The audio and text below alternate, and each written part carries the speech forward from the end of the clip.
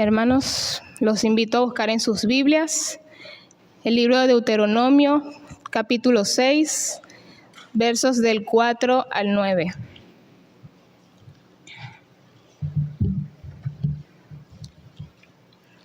Deuteronomio, capítulo 6, los versículos del 4 al 9. Leo para ustedes. Oye Israel, Jehová nuestro Dios, Jehová uno es. Y amarás a Jehová tu Dios de todo tu corazón, y de toda tu alma, y con todas tus fuerzas. Y estas palabras que yo te mando hoy estarán sobre tu corazón, y las repetirás a tus hijos, y hablarás de ellas estando en tu casa, y andando por el camino, y al acostarte, y cuando te levantes. Y las atarás como una señal en tu mano, y estarán como frontales entre tus ojos. Y las escribirás en los postes de tu casa y en tus puertas. Alguien dijo: la familia es la célula de un tejido mayor, y lo que sucede en ella puede llegar a interpretarse como un síntoma de lo que pasa en la sociedad. El ámbito familiar es el primer ambiente que nos recibe al nacer. La familia es la institución que Dios creó sobre la tierra y que sigue permaneciendo como la célula de la sociedad. Allí es donde crecemos y nos formamos. Recibimos el cuidado de la salud física, educación y valores. Es nuestra primera escuela. Pocos sociólogos e historiadores intentan aclarar el origen de la familia. Simplemente dicen que la familia ha existido desde principios de la raza humana, y de allí hacen historia. Pero los cristianos tenemos la palabra histórica del origen, porque nuestro punto de partida es Dios y su palabra. Y si del origen de la familia hablamos, qué mejor que irnos a Génesis capítulo 1 y 2, cuando Dios, al crear los cielos, la tierra y al primer hombre, viendo que todo lo que había hecho era bueno en gran manera, al ver la soledad de Adán en el Edén, decide hacerle una ayuda idónea, es decir, alguien que sea semejante a él, alguien que lo complemente y participe de su misma naturaleza. Génesis capítulo 2, versos del 18 al 24 dice: Y dijo Jehová: no es bueno que el hombre esté solo, le haré ayuda idónea para él. Jehová Dios formó pues de la tierra toda bestia del campo y toda ave de los cielos, y las trajo a Adán para que viese cómo las había de llamar. Y todo lo que Adán llamó a los animales vivientes, ese es su nombre. Y puso Adán nombre a toda bestia y ave de los cielos, y a todo ganado del campo. Mas para Adán no se halló ayuda idónea para él. Entonces Jehová Dios hizo caer sueño profundo sobre Adán, y mientras éste dormía, tomó una de sus costillas y cerró la carne en su lugar.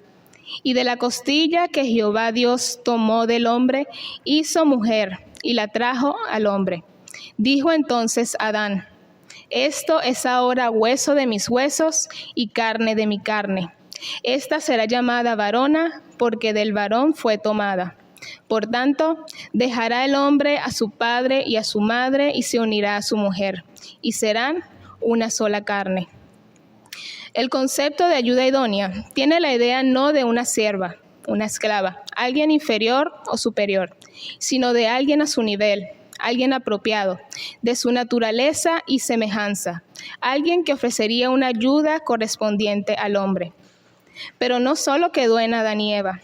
El Señor formó más familias, y las vemos a lo largo del Antiguo Testamento. La familia de Abraham, de Noé, de Jacob, de Moisés, de David, de Salomón, y podríamos seguir con la lista. Dios mismo instituyó la familia. Él la formó antes de que formara gobiernos o sistema educativo, o aún antes de que formara su misma iglesia. Él es el único que tiene un plan práctico y satisfactorio para ella. Por permiso divino, un hombre y una mujer pueden cooperar con el propósito de Dios y llegar a ser parte de él. Y el hogar que ellos establezcan es todavía de él. Como muy bien lo dice el Salmo 127:1. Si Jehová no edificare la casa, en vano trabajan los que la edifican. Dios debe ser el todo en la familia. Así es como vamos a considerar a la familia cristiana. Hemos de mirar con cuidado a lo que el creador de la familia dice acerca de ella. Podríamos definir un cristiano como alguien que vive junto con Jesucristo. Esta no es una definición teológica, sino más bien personal. Entonces, si extendemos esta definición a lo familiar, diríamos que una familia cristiana es aquella que vive junto con Jesucristo. Pero, ¿qué nos dice la Biblia acerca de la familia? La Biblia habla de un modo directo acerca del hogar. Y un ejemplo de ello lo encontramos en Colosenses 3, del 18 al 21. Quienes deseen buscar en sus Biblias, Colosenses 3, del 18 al 21.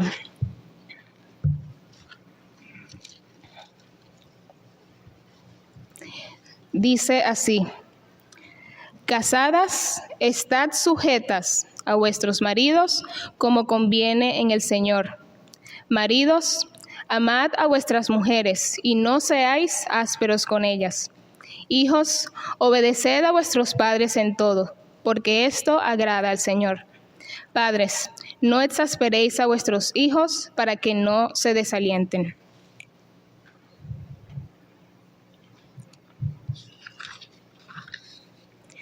Solo 4 versículos de los 95 que tiene esta epístola están dedicadas específicamente a la familia. Otro ejemplo lo tenemos en Efesios capítulo 5, del 21 al 33. Efesios capítulo 5, los versos del 21 al 33. Dice así: Someteos unos a otros en el temor de Dios. Las casadas estén sujetas a sus propios maridos como al Señor, porque el marido es cabeza de la mujer, así como Cristo es cabeza de la iglesia, la cual es su cuerpo y Él es su Salvador. Así que, como la iglesia está sujeta a Cristo, así también las casadas lo estén a sus maridos en todo. Maridos, amad a vuestras mujeres, así como Cristo amó a la iglesia y se entregó a sí mismo por ella, para santificarla, habiéndola purificado en el lavamiento de agua por la palabra, a fin de presentársela a sí misma, una iglesia gloriosa que no tuviese mancha ni arruga, ni cosa semejante, sino que fuese santa y sin mancha. Así también los maridos deben amar a sus mujeres como a sus mismos cuerpos. El que ama a su mujer, a sí mismo se ama. Porque nadie aborreció jamás a su propia carne, sino que la sustenta y la cuida, como también Cristo a la iglesia. Porque somos miembros de su cuerpo, de su carne y de sus huesos. Por eso dejará el hombre a su padre y a su madre y se unirá a su mujer, y los dos serán una sola carne. Grande es este misterio, mas yo digo esto respecto de Cristo y de la iglesia. Por lo demás, cada uno de vosotros ame también a su mujer como a sí mismo, y la mujer respete a su marido. Porque en el Nuevo Testamento hay mucho más énfasis respecto a la familia, respecto a la iglesia que a la familia. ¿No creían Pablo y otros escritores la importancia del hogar? ¿No entendían que la familia es la primera institución de Dios? Otra vez nos preguntamos, ¿por qué? Siendo tantos los problemas en el mundo desde tiempos inmemorables que se originan en la familia, ¿por qué no hay porciones más largas en el Nuevo Testamento dedicados a esta importante institución? ¿Por qué no nos ha dejado el Señor más información directa o instrucciones? El hecho es que la ha dejado. Cuando interpretamos la falta de la palabra familia en sí, como indicando que la iglesia está por encima de la familia en importancia, nos estamos olvidando de un hecho significativo, que la iglesia cristiana en el Nuevo Testamento es prácticamente sinónimo de la iglesia. En realidad, en una casa con toda la familia en ella, era en muchos casos la iglesia local, por lo menos en los primeros días. Como referencia, tenemos 1 Corintios 16:15. La casa, particularmente, después de que los cristianos fueron echados de las sinagogas y no pudieron adorar allí, pasa a ser el lugar primero para adorar a Dios. Más adelante empezaron a edificar iglesias, pero los primeros días fue prohibido por la ley. Es por ello que vemos numerosas referencias en el Nuevo Testamento que dice la iglesia que está en su casa. Ejemplos, tenemos Romanos 16 del 3 al 5, 1 Corintios 16, 19, Colosenses 4, 15 y Filemón capítulo 2. Esto nos hace entender que lo que fue escrito a la iglesia es escrito para las familias individuales. La mayor parte de lo que se dice en el Nuevo Testamento puede aplicarse a las unidades familiares. Entonces sí tenemos un manual para la unidad de la familia. La iglesia es un concepto que cubre a la familia. La familia es en realidad la iglesia en miniatura. Y así como nuestro cuerpo está compuesto por billones de células, así también la iglesia está compuesta por diferentes células de familias, y cada una de ellas componen esta gran familia de Cristo, su iglesia, su esposa. Hay 4 puntos importantes a considerar en cuanto al plan de Dios para la familia cristiana, tomando como base Deuteronomio 6, del 4 al 9, lectura que tuvimos al inicio de este mensaje. En primer lugar, el plan de Dios para la familia demanda una entrega total. Los versículos 4 y 5 dice: Oye Israel, Jehová nuestro Dios, Jehová uno es, y amarás a Dios de todo tu corazón y de toda tu alma y con todas tus fuerzas. Estos 2 versículos significan que Dios quiere ser exclusivo en nuestros corazones. El hecho de que Dios sea uno demanda una adoración única y auténtica de parte de cada individuo y familia. La singularidad de Dios está en contra de los múltiples Baales. Dios no tiene diosesitos que lo representen como los tenía Baal. Él es uno y no hay Dios fuera de él. Dios demanda lealtad y exclusividad. Esta es una verdad para el judaísmo como lo es también para el cristianismo. 1 Corintios 8, del 4 al 6. Dios sabe que existe mucha idolatría y en ella se encuentran las desgracias de las personas. Quien adora a los ídolos vive conforme a los principios de ese Dios, principios que están fuera de toda moral y ética, además de esclavizar al hombre en la ignorancia y en la superstición. Dios quiere adoración exclusiva. No solo las figuras hechas con las manos le roban a Dios lo que le pertenece, sino también la fornicación, impureza, pasiones desordenadas, malos deseos y avaricia. Pablo dice que es idolatría. Colosenses 3:5. Ninguna familia y ningún hijo llegarán jamás a ser la clase de gente que Dios quiere que sean si no se le da la prioridad a Dios en sus vidas. Dios quiere un amor sin reserva.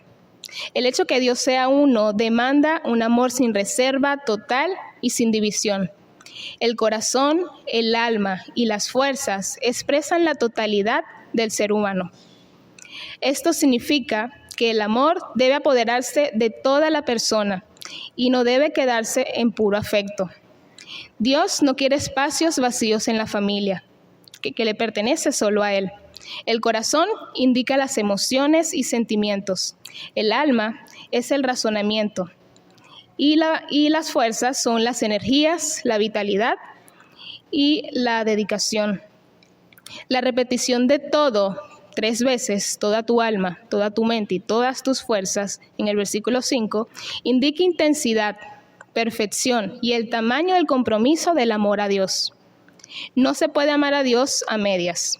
Dios quiere todo o no quiere nada. Jesús enseñó esta verdad en Marcos capítulo 12 del 18 al 30. Por razones de tiempo no podemos leerla.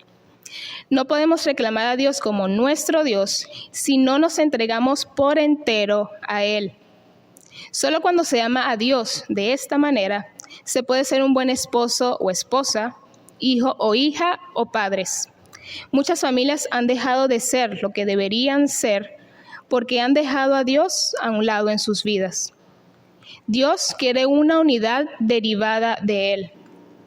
No se puede amar a Dios y a la misma vez estar en una condición de división, de distanciamiento y de rechazo con los demás, cristianos o miembros de la familia, porque simplemente va en contra de la singularidad de Dios. Dios invita a cada cristiano, a cada familia y a cada iglesia a una unidad derivada de Él. Dios es como un triángulo. Un triángulo es uno, pero tiene 3 lados: el Padre, el Hijo y el Espíritu Santo. Así también nosotros necesitamos aprender a unificarnos como lo es Dios. Es por eso que Pablo en 1 Corintios 1:10 amonesta a la iglesia a ser una. Y también Jesús en Mateo 19:5 enseña que el marido y la esposa son una sola carne. Si tan solo aplicáramos este concepto de Dios en nosotros mismos, no habría divisiones en las iglesias, ni divorcios en los matrimonios, ni hijos pródigos en las familias. Estos mandamientos de Dios demandan una entrega total aún en estas cosas. En segundo lugar, tenemos que el plan de Dios para la familia debe ser aplicado antes que enseñado. El versículo 6a dice: y estas palabras que yo te mando hoy estarán sobre tu corazón. La mejor enseñanza se imparte con el ejemplo. Es interesante notar el paso de lo general, oye Israel, en el verso 4, a lo particular, tu corazón, del verso 6. Moisés no especifica quién de los padres cuando dice estarán sobre tu corazón. Por tanto, puede ser cualquiera de los dos o los dos. La Biblia deja en claro que los padres no pueden enseñar algo con las palabras y negarlo con el ejemplo. Es por eso que dicen estarán primero sobre tu corazón para poder después enseñarlo. Es decir, que antes de repetirlo hay que vivirlo. Para que la palabra de Dios sea parte de la vida de los hijos, debe ser primero parte de la vida de los padres. El método de enseñanza de un buen maestro es hacer y luego enseñar. Hechos 1:1. Porque la creencia superficial no impacta a la familia. En muchos casos, las personas más difíciles de ganar para Cristo es la propia familia. Para ejercer una influencia positiva y eficaz en nuestra familia, deben ver una fe genuina en nosotros. Esta es la razón del por qué Moisés dice que estarán sobre tu corazón. Es decir, que la palabra de Dios debe estar en lo más profundo de nuestro ser. Nada puede suceder a través de nosotros si no nos sucede a nosotros primero. Salomón dijo una gran verdad: camina en su integridad el justo, sus hijos son dichosos después de él. Proverbios 20:7. Esta es la consecuencia positiva en sus hijos de los que vivieron con justicia. Los padres que viven una doble vida, una en la iglesia y otra en su casa, no influenciarán positivamente a sus hijos. Es posible que los hijos, nunca se conviertan, o si se convierten, seguirán los pasos de sus padres, un cristianismo superficial. El doctor James Dobson dijo: las huellas que un hijo siga es probable que sean aquellas que sus padres trataron de ocultar. Porque solo el corazón guarda el corazón. No hay otra manera de hacerlo. Moisés ya lo dijo: y estas palabras que les estoy mandando hoy estarán en su corazón. La palabra de Dios tiene que ser parte de la vida de todos los miembros de la familia cristiana. Debemos vivir de acuerdo a los principios bíblicos para poder ayudar más efectivamente a cada miembro que conforma a la familia. Tener la palabra de Dios en nuestro corazón significa leerla, estudiarla, meditarla y, por supuesto, aplicarla cada día. Dios sabe que de la abundancia del corazón habla la boca. Mateo 12:34. Y también sabe que solo el corazón puede convencer al corazón. Por tales motivos, Dios está interesado en que su palabra esté en el corazón. porque solo así tendrá buenos resultados. En tercer lugar, el plan de Dios para la familia tiene como base el mismo hogar. Los versículos 6b al 8a dice: y las repetirás a tus hijos, y hablarás de ellas estando en tu casa, y andando por el camino, y al acostarte, y cuando te levantes. Y las atarás como una señal en tu mano, y estarán como frontales entre tus ojos. Los padres tienen el deber de enseñar de Dios a los hijos. La fidelidad de los padres a Dios y la educación en el hogar van juntos. Es decir, que no solo se debe obedecer a Dios, sino también enseñar. En este caso, a los nuestros primero. Los padres no pueden delegar esta responsabilidad a la iglesia o al predicador. Aunque en la iglesia se presentan buenas lecciones, ello no suple lo que los padres deben enseñar. Este texto enseña bien quiénes y dónde debe ser la educación espiritual de los hijos. Los padres constituyen los predicadores más efectivos. Salomón bien escribió: instruye al niño en su camino, y aun cuando fuere viejo, no se apartará de él. Proverbios 22:6. Los hijos estarán preparados para aprender solo cuando los padres lo estén para enseñar. Los padres deben de hacerlo parte de las actividades en el hogar. Hablarás de ellas estando en tu casa y andando por el camino y al acostarte y cuando te levantes, del versículo 7. Los verbos contrarios, estar, andar, acostarte, levantarte, no significa específicamente que se debe enseñar en horas fijas, sino el hacerlo todo el tiempo. Se trata de enseñar en toda actividad humana habitual. Se trata de hacer a Dios parte de nuestras vidas. La enseñanza es aprender a ser cristianos donde quiera que estemos. Sin embargo, también se puede tomar en un sentido específico. Estando en tu casa, puede indicar las horas de la comida. Andando por el camino, indicar cuando viajas, cuando se les lleva a la escuela, etc. Al acostarte, puede indicar hacer oración con ellos, leerles algo antes de dormir o simplemente conversar. Cuando te levantes, indica en la mañana a la hora del desayuno. La última cosa en la noche y la primera en la mañana. En fin, hay que hacerlo en todo momento. Aún recuerdo cuando era pequeña. Mis padres siempre antes de irnos a dormir, mis hermanos y yo, nos ponían primero a cantar la canción Cristo me ama, luego a decir el Salmo 23 y por último a orar. Y en las mañanas, antes de irnos a la escuela, mi mamá siempre nos recordaba orar antes de salir. Incluso, aun cuando somos mayores, mi mamá y mi papá aún nos dicen si oramos antes de salir. Es una enseñanza que aprendimos en el hogar. Los padres deben usar como método la conversación. Notemos cómo dice: y las repetirás a tus hijos y hablarás de ellas. Repetir y hablar. No se trata de darle un sermón o una conferencia de la Biblia a los hijos. Se trata de una conversación cotidiana centrada en la palabra de Dios. No se trata de asustar a los hijos y de hacer que no quieran oír, sino hablar de Dios y enseñarles y hacer para que sea de una manera normal. Se trata de hacer parte de nuestra vida cotidiana la palabra de Dios y, por tanto, hablar de ella de una manera natural. Hablar de ella como hablamos de cualquier otra cosa. Y por último punto, el plan de Dios para la familia debe repercutir en la sociedad. Los versos 8b al 9 dicen: y las atarás como una señal en tu mano, y estarán como frontales entre tus ojos, y las escribirás en los postes de tu casa y en tus puertas.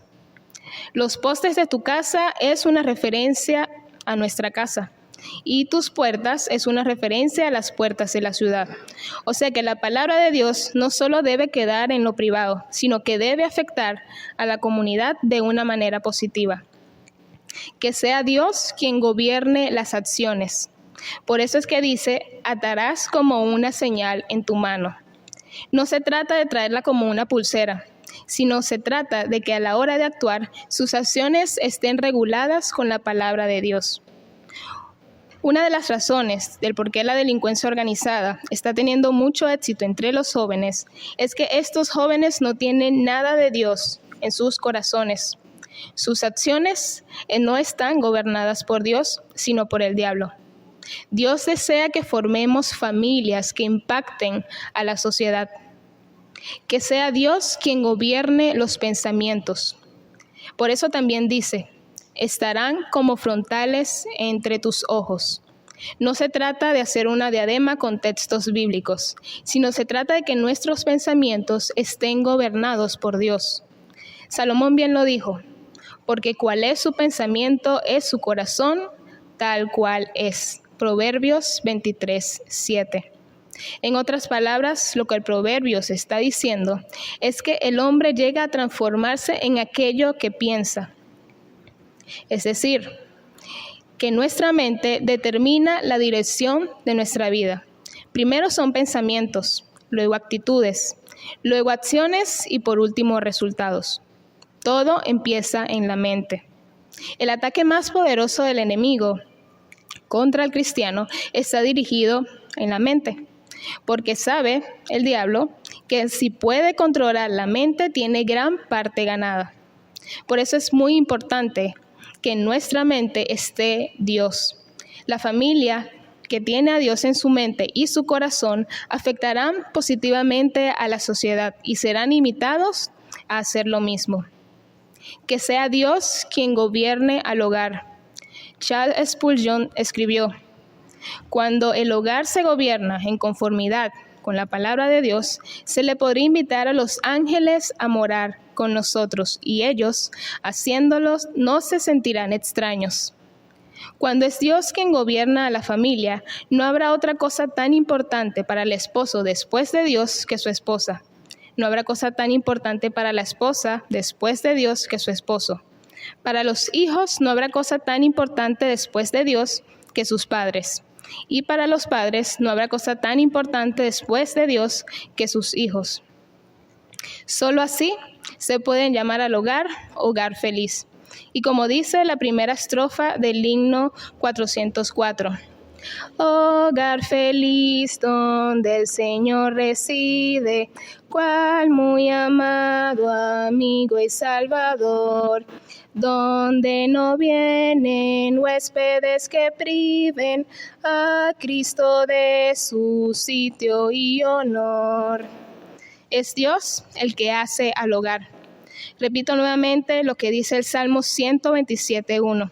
Si Jehová no edificare la casa, en vano trabajan los que la edifican.